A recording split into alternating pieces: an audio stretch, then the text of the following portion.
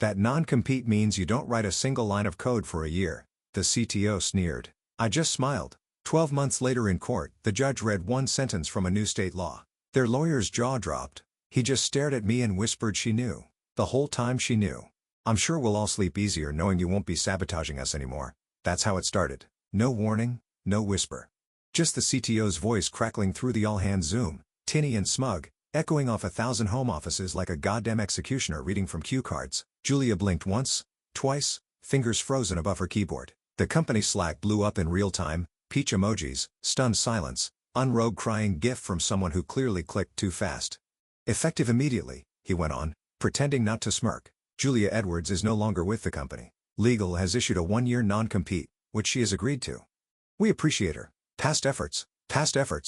Like she hadn't carried their back-end infrastructure on her back for 5 years, duct taping legacy code into something that actually worked.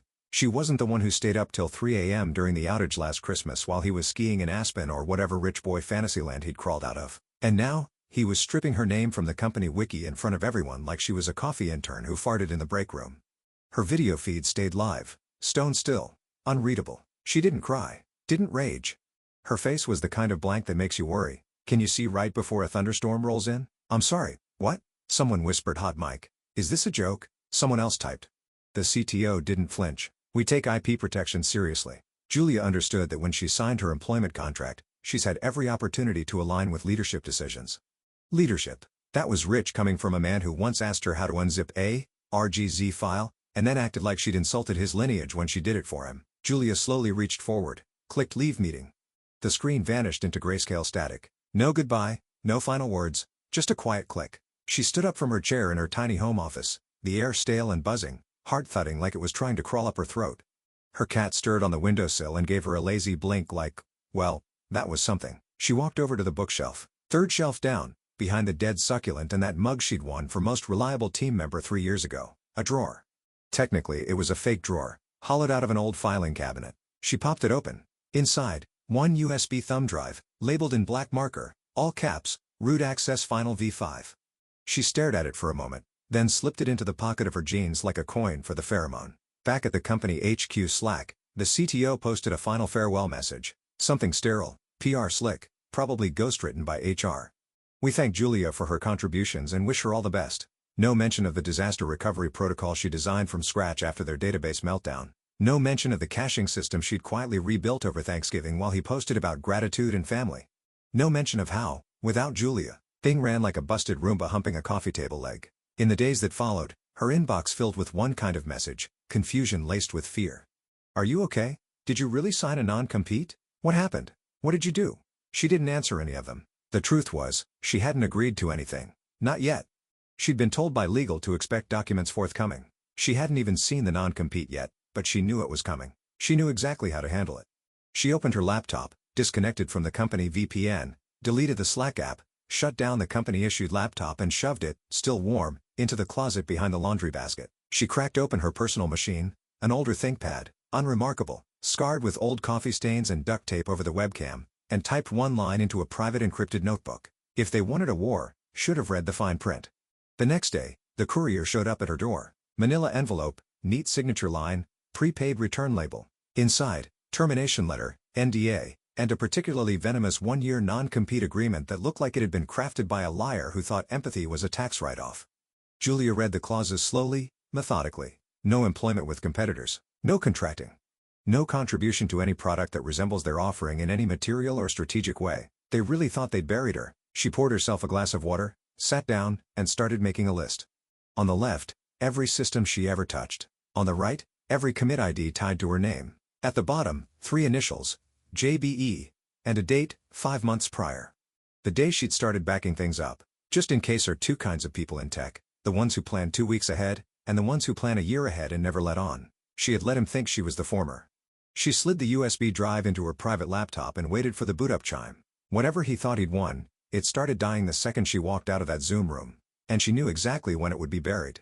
The state website crashed twice before it finally let her file the claim. Julia sat hunched over her kitchen table at 2:47 a.m., bathed in the cold glow of her laptop, clicking through government forms with the mechanical deadness of someone who'd been staring into the void for too long. She hadn't slept. Hadn't eaten much either. Just Diet Coke and old cereal she found behind the baking soda. Filing for unemployment felt like admitting failure to a machine that didn't care. She hit submit. A spinning wheel. A line of gray text claimed pending employer response required. 3 days later, she got her response. Denied. Reason: termination for cause. Ineligible for benefits. Filed by HR. Karen M. Julia barked a joyless laugh. Karen, of course. She clicked through the PDF. Their claim? Violation of internal compliance protocols. Willful disregard for leadership directives. Translated from corporate. She told the CTO his feature request would cause a security breach, and he didn't like that. Her phone buzzed. A notification from her former company's admin panel auto-forwarded to her personal email, an old oversight they must have forgotten. The subject? User J. Edwards access revoked. The list was long. Confluence, Jira, GitLab, Slack, G Suite. Her email account now bounced. Even the team wiki she built from scratch was stripped of her name. Her avatar replaced with a gray default silhouette. She clicked on a commit she'd authored. Access denied. Then came the real kicker. An internal message sent to the engineering team leaked to her via a sympathetic junior dev. Please note Julia did not contribute directly to current platform infrastructure. Any perceived ownership is misattributed. Do not engage further. She stared at the sentence like it had physically slapped her. Did not contribute directly. 5 years of architecture meetings. 4 platform rewrites. Hundreds of midnight deploys. That Christmas Eve patch she shipped from her dying grandmother's hospital room, tethering Wi-Fi through her phone. And now, in the eyes of the she'd been digitally erased. She closed the laptop and sat there, staring at nothing. There's a silence that follows betrayal. It isn't loud. It's the kind that wraps around your throat and whispers, "You were a fool to trust them." She didn't move for a full hour. Then she did something that surprised even herself. She opened an old spiral-bound notebook and wrote 3 words in the margin. Make them prove it. And that's when everything began to shift. She started pulling records. Not company files, they'd scrubbed most of those, but personal backups, local commits, email receipts, architecture diagrams she'd exported before meetings. She dug through old folders, found screenshots, even sticky notes with sequence diagrams. She still had the USB drive too. She didn't plug it in yet. Not yet, that was for later. She downloaded her entire GitHub archive, backed up her Notion pages, reconstructed her original database schema from memory. It was all there, just enough. Not too much, but enough. Silence had turned into strategy. Later that week, she walked into a law office on the east side of town. Modest building, no-nonsense signage, receptionist who looked like she'd seen 10,000 sob stories and still had sympathy left. Julia Edwards. Yeah, Mr. Latner will see you now. Her attorney was mid-50s, wore jeans with his blazer, and had the grizzled charm of someone who'd beaten back more than a few NDA-toting corporations. Flipped through her packet for 15 minutes, nodding occasionally, grunting once or twice. Then he leaned back. Well, first off, they were scared of you. That's what this is. I've seen it before. Scared? He tapped the non-compete clause with his pen. This is overkill. This isn't standard. It's written like they think you're going to start your own company tomorrow and eat them alive. She didn't answer. He studied her face, then gave a small, amused snort. Should I be worried? Don't know yet? He nodded like he respected that. Unfortunately, he sighed, under current state law, this thing holds up, barely. They'll argue you had strategic influence, privileged access to sensitive client data, etc. Judge will probably lean their way if it's a close call. Julia looked down. But he added, and this is a big but, there's legislation, just passed, doesn't go into effect until January 1st next year. And once it does, these clauses won't be enforceable against most tech workers. She looked up sharply. Wait, seriously? Dead serious. But you'd need to keep your nose clean until then. No paper trail, no leaks, no violation. You cross the line, even once they'll have you in court so fast your teeth will rattle. She nodded slowly. And if I don't cross the line? He leaned forward. Then on January 1st, they got nothing. Her fingers curled around the strap of her bag. Thanks, she said, voice quiet but steady. That's all I needed to know. That night, she packed a duffel bag, 2 changes of clothes, toothbrush, the old ThinkPad, thumb drive still tucked into her coat pocket, and that spiral notebook now thick with scribbled diagrams and timelines, pages dog-eared and torn. She left a note for her landlord gone a few days. Rent's in the mailbox. No GPS, no social media, just her and the road. Crossed the state border at 1:12 a.m. Didn't tell anyone where she was going, but she wasn't running. She was meeting someone. Off-record, off-grid, someone who owed her a favor and had a quiet little office with no sign on the door where code and law could shake hands over black coffee and low voices. Julia didn't look back once. She'd already seen everything she needed. Julia deleted her LinkedIn at 3:07 a.m. No status update. No long goodbye, just a click, a password, and silence. The page vanished into the digital void like she'd never existed. No endorsements, no posts about leading through uncertainty. No list of tech stack buzzwords to impress recruiters who'd never read past the second line. Just gone. Her GitHub followed. Repo set to private, profile photo scrubbed, bio blanked. The last visible commit was from 6 months ago. A typo fix in a README. No fanfare. No breadcrumbs. I'm warning the people still talking about her were using past tense. Did you hear what happened to Julia? I think she left tech. I heard she moved to Europe or something. Nah. Burnout. She always seemed brittle, you know. The CTO, of course, ate it up. Even bragged to a couple board members that the threat was neutralized. That's what he called her. A threat. What no one knew, what no one even thought to ask, was that 412 miles away, in a quiet industrial park behind a vape shop and a gym that never seemed open, something was beginning to stir. It started with an LLC. Boring name. No Twitter. No funding announcements. Just a clean registration filed in a tech-friendly state with a reputation for looking the other way. The name on the documents? Not Julia Edwards. It was Elaine Rowe. Name she'd used once in college to sign up for a Reddit AMA about women in cybersecurity because she didn't want weird DMs. Now it was her legal alias for business, complete with a new IN, a burner phone, and a P.O. box halfway across town. Elaine didn't post. She didn't tweet. She didn't write medium think pieces or build in public. She built quietly. She built well. It wasn't a solo act either. 2 names on the payroll, Devin and Kara. Old interns, the only 2 people she trusted anymore. They thought she was dead too, when she first reached out. Hey, it's Jay. I can't explain. I need your help. 3 words into the NDA, Devin texted back, I'm in. Kara didn't even read the rest. Just signed and sent an octopus emoji, an old inside joke from their intern days debugging a bug in the octopus animation engine that somehow deleted user sessions. Rules were strict. No real names. No merdata. No social media. No repo tracebacks. All commits done through rotated VPNs. And most importantly, no code resembling anything they built at the old company. Not yet. They didn't need to copy anything. Julia had the blueprints. Not in a literal sense, she wasn't that stupid, but in her head. The mistakes they made. The infrastructure they ignored. The features users begged for and never got. It wasn't building their product. She was building the version they should have made. From scratch. Leaner, meaner, modular. Elegant in a way only necessity can force. Their whole system was duct-taped around enterprise contracts and CDO ego. Julia's new one, it glided. Every night, they pushed new commits to encrypted containers. Every morning, they reviewed changes on a janky custom dashboard hosted on a $5 VPS that looked like Craigslist for hackers. It was duct tape and baling wire, but it worked. And the best part? No one saw it coming. Until one day, a whisper floated back into her old company's Slack like a fart in an elevator. Hey, anyone heard of this new tool, Archive? Some startup out of Vermont or something? Looks like they're building a platform that does 80% of what we do, but better. The thread went quiet. Then someone posted a link. Just a landing page. Minimalist. No pricing. Oh, team bios. Just a sleek tagline in black on white. We believe software should work. No mention of Julia. No fingerprints. Just clean HTML and a sign-up box that didn't do anything yet. But it didn't have to. The name alone was enough to sow doubt. Archive. The same codename Julia had used years ago in a joke repo. Buried. Private. Forgotten. Except now it was real. Probably a coincidence, someone said. Yeah, replied another. Still, timing's weird, right? They let the conversation die. No one wanted to poke it, but the CTO noticed. He pretended not to, but he did. He bookmarked the site, kept tabs. Every few days he'd load it again. Still blank. Still no updates. Still that same line. We believe software should work. And far, far away, Julia sat in a dusty office with no heat, sipping gas station coffee, viewing a pull request from Kara about improving API latency by shaving 120 milliseconds off handshake time.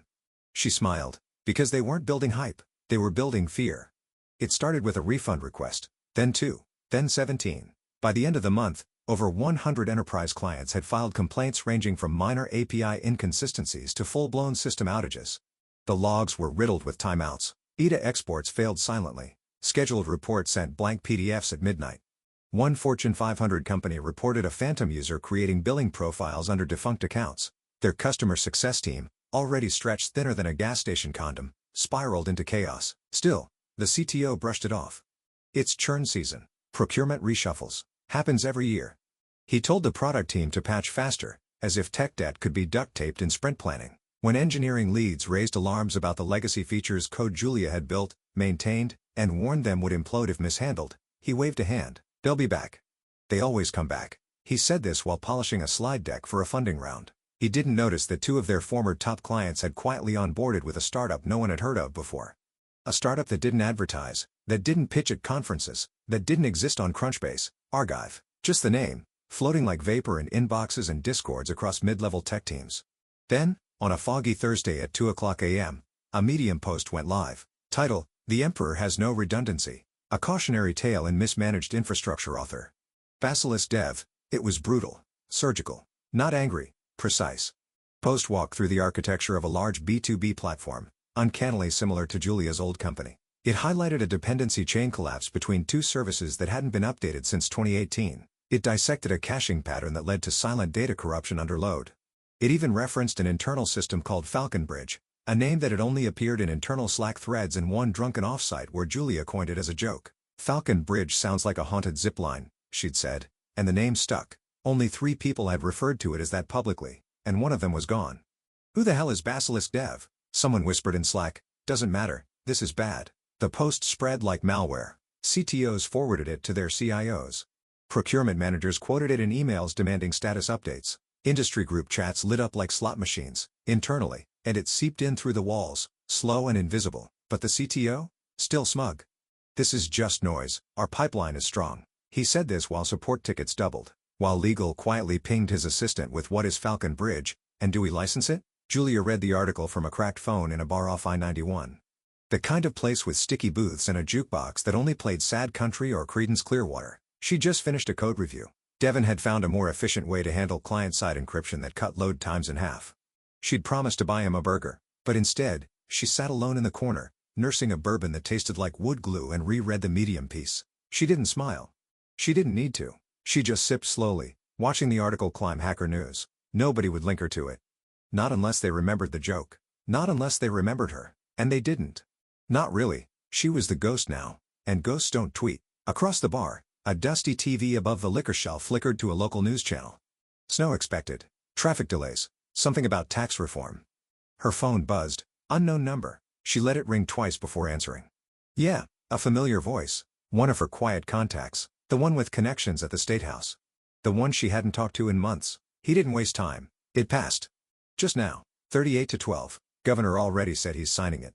Julia held her breath. He continued. Goes into effect January 1st. Non-compete's done, at least for tech workers. You're in the clear. Just a few more months. The line went quiet. Then you knew, didn't you? Julia exhaled through her nose, watching condensation fog the bar window. I hoped, she said. He laughed once, dry and low. Then I guess they're screwed. She hung up. Outside, the first flakes of snow began to fall. The bourbon burned, clean and steady. Inside her coat pocket, the thumb drive rested. Still there. Still untouched. But not for long. There was a moment, somewhere between the 4th straight night of code refactoring and the 28th review of legal language, when Julia realized what she'd built wasn't just a product. It was leverage. It started with a skeleton. The same architectural principles she'd once pitched in conference rooms filled with execs more interested in branding colors than data integrity. But this time, she wasn't asking anyone's permission. There were no decks, no stand-ups, no let's circle back. Just code. Clean, fast, and hers. The product didn't even have a public name yet. Internally, they still called it Archive, though it wouldn't stay that way for long. But it was ready, built from the ground up in a parallel, modular structure. It mimicked none of the proprietary frameworks of her old company, but outperformed them in almost every measurable way. Session load handling, request latency, API modularity, failover redundancy. Everywhere the old system sagged, hers glided. No bloat, no corporate theater. Just precision. It was like rewriting a novel after someone else butchered the manuscript. Kara handled the front end, light and fast, with an accessibility focus Julia had always wanted but never got buy-in for. Devin rewrote the middleware using a custom pipeline they drafted on a bar napkin 6 weeks ago. And Julia, the nucleus, kept the back end tight. Data integrity, versioning, redundancy, her domain, her language. By the first week of November, the system passed every internal stress test, scaled a test instance to 20,000 concurrent users with no degradation. Devin wept openly on Zoom. The next morning, Julia met with her attorney. It was time. They'd been quietly preparing the legal package for months. Timestamps, Git logs, Slack exports. Witness statements from ex-employees who still owed her loyalty. She had IP that predated her employment contract. Small tools, modules, upper functions she'd written on her own hardware before signing anything. She'd flagged the usage of those components inside the production system over a year ago, but the CTO had dismissed her concerns. You overestimate your importance, he'd said back then. She hadn't forgotten. Now, Her legal team drafted an IP infringement claim, one with teeth. It called out a very specific pre-employment library she'd developed and maintained privately, which had been absorbed into the company's proprietary analytics module. She'd warned them. They used it anyway. They didn't own it, and now they'd built half their flagship product around it. By the time the legal packet was printed, indexed, and sealed for delivery, she'd already taken the next step. She brokered a deal. The target, a mid-sized underdog competitor of her former company. A firm with funding, vision, and a deep-seated hatred for the bloated monopoly her old CTO commanded. Their CEO took the meeting instantly. No pitch deck. No small talk. Just a private demo and one line: "If you want to own the next version of this industry, I'm handing you the keys." He watched, listened, nodded slowly. Then asked the only question that mattered. "When can we launch?" She smiled. "January 3rd. Coincides with the death of the non-compete law." Grinned like someone handed him a sniper rifle preloaded with coordinates. They signed within a week. The licensing agreement was airtight. White label rights, full rollout clearance, exclusive use in 3 verticals, and a kill switch clause Julia retained, just in case anyone got cute. Meanwhile, her old company was busy lighting its own house on fire. The CTO, oblivious, announced a new funding round. Desperation disguised as confidence went on TechCrunch babbling about unprecedented growth and next-gen solutions. Even as engineers quietly jumped ship and client churn quietly ballooned. He gave interviews, threw buzzwords like spaghetti, posted shirtless hiking photos on Instagram with captions like "building the future one summit at a time." But behind the curtain, panic was setting in. A product lead leaked to her via Devon. They'd lost another enterprise account. The support team was drowning. Internal ticket volume had tripled. The DevOps lead walked out mid-sprint. And they didn't even know yet that Julia owned the legal equivalent of a detonator in her glove box. But they would. Soon. She wasn't just finishing code. She was drawing lines in the sand. Every decision had weight now. Every clause in the licensing contract, every version control tag, every Git log signature, it all mattered. This wasn't a passion project anymore. It was a chessboard. She was moving with purpose. Her team ran one last internal demo the night before Thanksgiving. Just the 3 of them on Zoom, faces pixelated, voices ragged from too many late nights. But when the test completed, 0.8 milliseconds faster than their last benchmark, nobody cheered. They just exhaled. It was done. Julia muted herself, turned off the camera, and leaned back in the dark. A year ago, she'd walked out of that Zoom call humiliated and hollow. Now she held a product her old company couldn't compete with, and a contract that would launch the day the law shackling her dissolved into irrelevance. She whispered to no one, "You should have buried me deeper." Then she clicked deploy. The letter landed on the CTO's desk on a Tuesday morning, sandwiched between a venture partner follow-up and a catering invoice for a leadership off-site that never happened. Cream envelope, embossed seal, no drama, no legalese tantrums, 5 quiet pages, calm, brutal, and airtight. Subject: immediate cease and desist, unauthorized use of proprietary software components from Latner and Rowe LLP to redacted Tech Corp Otten, Chief Technology Officer. The opening paragraph was surgical, respectful, even. It cited specific modules, pre-employment timestamps, dependency graphs. One particular line, component originally authored and registered under Julia Beatrice Edwards, March 12, 2017, was underlined in blue ink, hand-initialed. At first he laughed, out loud, right in the middle of the office. "Is this a joke?" he barked, waving the letter like a parking ticket. "She's not even in the industry anymore. We nuked her career." Someone Googled this law firm. They probably specialize in dog bite cases. But the laughter didn't ripple far. The product manager who'd replaced Julia looked pale. She recognized the module in question. It sat at the heart of their user analytics pipeline, the same one they'd scaled hastily during Q2 without a full review. 2 engineers had quietly raised flags about the legacy code there weeks ago. One even asked, "Hey, wasn't this Julia's?" He was told to focus on forward momentum. Now, legal huddled in the glass conference room. The CTO paced outside, pacing a trench into the polished concrete, still smirking. 5 minutes, 10. The door opened. The head of legal stepped out, holding the letter like it had grown fangs. "You said this was standard?" "It is," he said. She didn't blink.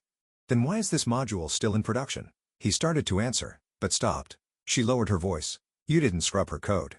I mean, we refactored. Not enough. Not this piece." "Look." She turned the page. There it was. Clear as sunlight. A Git commit ID, signed with Julia's old GPG key. Feature module predating her contract. Integrated post-hire, but never reassigned. The company had no IP claim to it. Worse, it was foundational. You couldn't untangle it without pulling the whole product apart. The CTO's throat clicked dry. "Could we buy her out?" "Not with that license clause. She owns it, period." He didn't speak for a long moment. Then he grabbed his phone and dialed the number he hadn't touched in nearly a year. Disconnected. No voicemail. Texted, Julia, let's talk, please. Message failed. He tried again. Same result. His face tightened. Then came the call from legal. She's filed for a temporary injunction. Judge is reviewing. Expect a hearing date within the week. He swore under his breath and slammed the office door so hard the HVAC vent rattled. 100 miles away, Julia sat outside a quiet cafe overlooking a half-frozen river, black coffee in one hand, rook in the other. She moved the piece gently, then stared at the board, thinking. Across from her, Devin watched her phone light up on red. 3 missed calls, 2 texts, all from his old number. Julia didn't look up. Let him sweat. Devin chuckled, then opened his laptop. Update from Latner. Judge set the hearing for December 19th. They're rushing to get ahead of the law change. She finally looked up. Her eyes were steady calm. Let them. The wind rolled past, brittle and dry. Somewhere nearby, a dog barked. A kid yelled something about hot chocolate. She moved her queen, took Devin's bishop, and leaned back.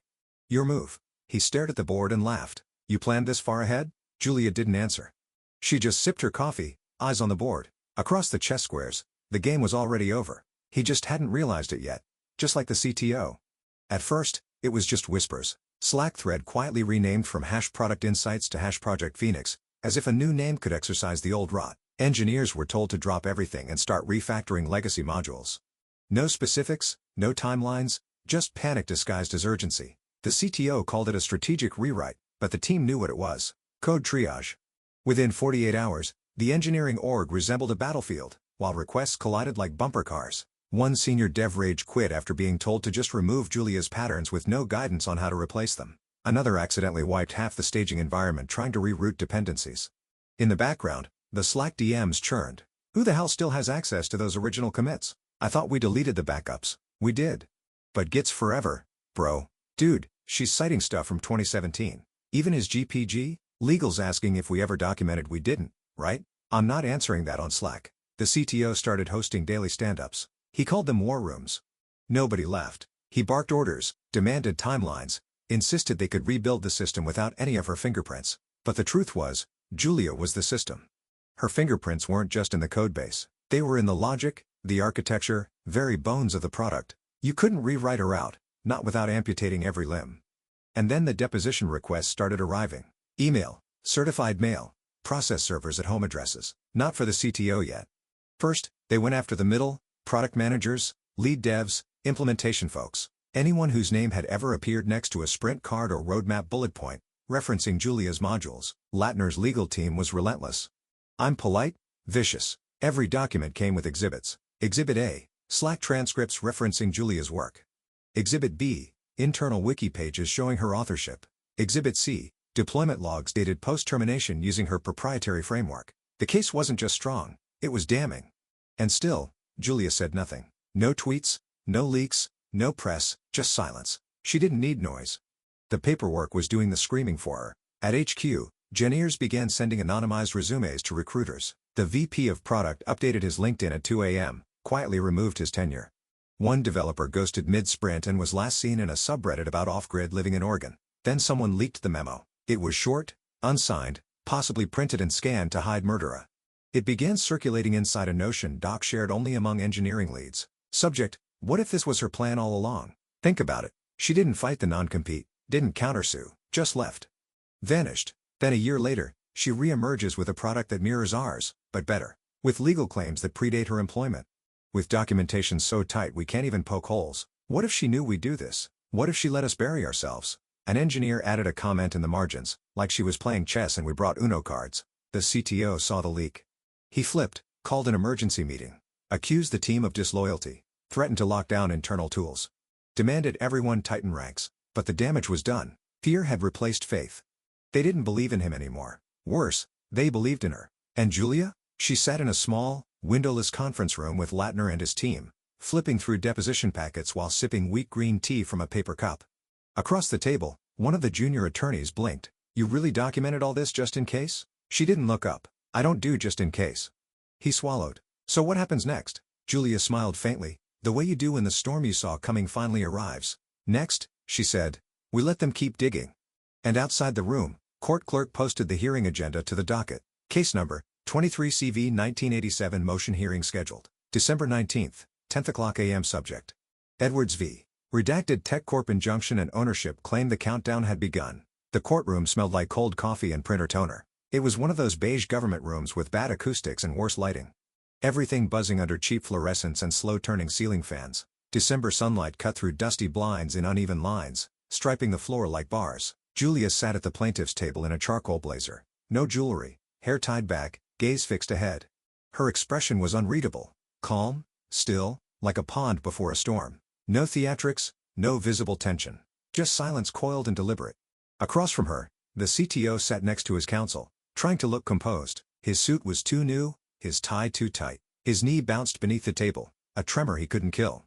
His lawyer stood up first, gray-haired, polished, and full of old-school smugness. The kind of man who'd never lost sleep over paperwork, because he assumed his name carried more weight than the law itself. "Your Honor," he began, voice rich with courtroom confidence, "Miss Edwards knowingly signed a 1-year non-compete agreement upon her termination. Despite this, he has launched and licensed a product that directly competes with our client's flagship platform within the restricted time frame." He smiled as if he'd already won. The judge nodded, expression blank. "Continue." The lawyer stepped toward the bench, holding up a neatly highlighted version of Julia's non-compete. "We are requesting a permanent injunction against the sale, license, further development of Miss Edwards' product, and immediate disclosure of her collaborators and funding sources. In short, she is in material breach." Julia didn't move. Her attorney, Mr. Latner, rose slowly. No theatrics, no raised voice, just a soft shuffle of papers and a nod. "Your Honor, that clause is no longer enforceable." The CTO's lawyer scoffed, loud enough to draw a glance.